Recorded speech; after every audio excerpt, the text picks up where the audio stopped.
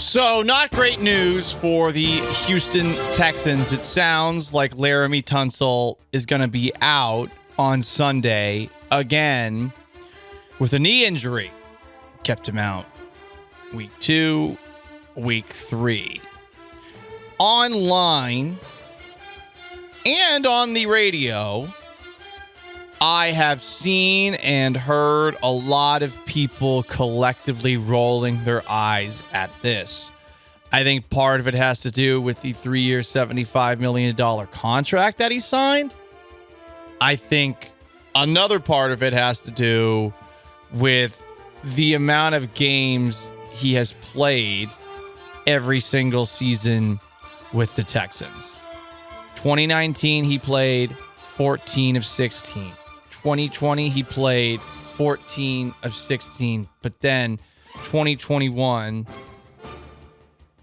played just 5. And now all of a sudden he's missing a couple of games with injuries after signing that contract. And I think it's only natural for people to start being like, what's really going on here?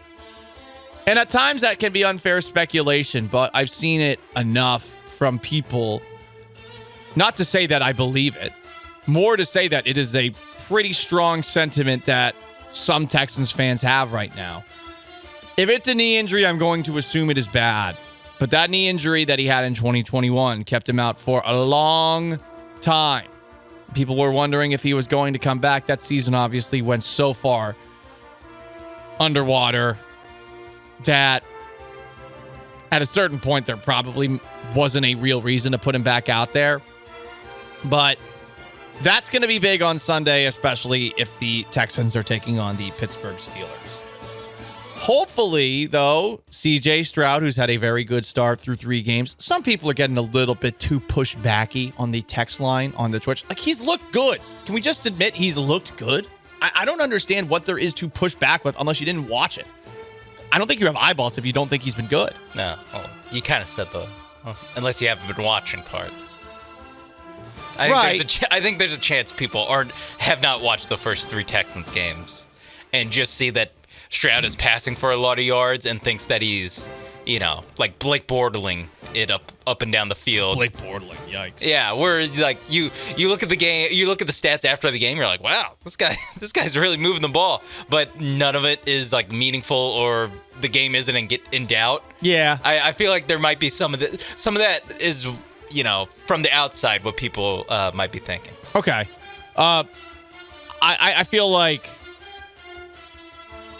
with Stroud, it's not hollow numbers, and the optics are better than the numbers. Yeah, I significantly better than the numbers, in fact. Yeah, I think he looks like, actually watching the game, you're like, okay, this guy's like pretty good. He's like, incredibly poised under pressure. Yeah. He is truly. I haven't seen a quarterback quite like that to be able to do that right away in a while. Like Joe Burrow, similarities there, but Burrow, we barely saw his rookie year. When is the last time, and I do agree that he seems very poised for making 3 starts in the NFL. When's the last time the Texans had a clear or like pretty solid quarterback advantage in a game like they'll probably have against Kenny Pickett? With Deshaun Watson.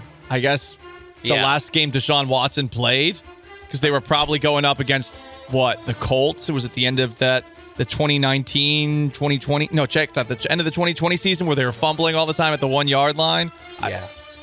I feel like the Colts probably were starting some schlub. That might have been Brissett? Phillip Rivers.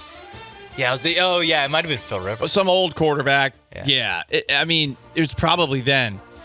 This is the text, though, that we're getting. Like, CJ Stroud is going to single-handedly win y'all this game because he's the best QB in history, like everyone keeps telling me. He's like the best quarterback since Tom Brady, like everybody keeps telling me. Who's telling you that? Like, who? What are you talking about? Yeah, I think you're crazy, man. I think you're hearing things. But CJ Stroud is now number 1 for Rookie of the Year. Overtook your boy, Sean, Bijan Robinson. Not a good week for you as a Cowboys fan and as a Texas fan of NFL players. But CJ Stroud, it's Oh, okay. He's the franchise quarterback for the Houston Texans. I thought you were a Cowboys fan now. Yes, I am.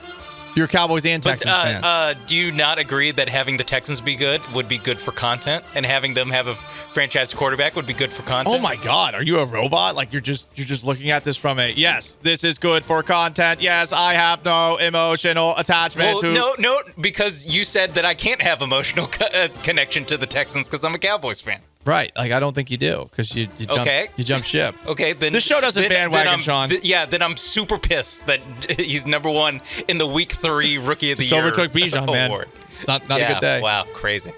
While we're on the Texans, did anyone see Steven Nelson randomly get mad for no reason? So Steven Nelson in the Texans defense did not play, I guess, a lot of man defense in this past victory. And John Crumpler, who is one of those guys who covers the Texans specifically online, he put out a tweet saying, wow, some interesting next-gen stats. The Texans were really trying to tell Steven Nelson to do what he did best. And Nelson got pissed off and basically said, what, you're trying to say I can't play man?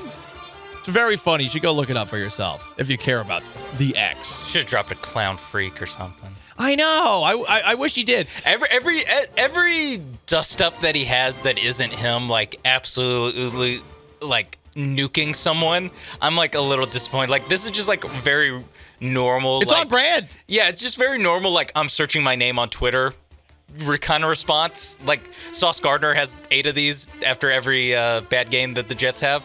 Like I don't like. Cool, Steven Nelson. Cool. He's the kind of guy that when there's good-natured ball busting going around in a circle, he's going to say something absolutely horrible that no one laughs at.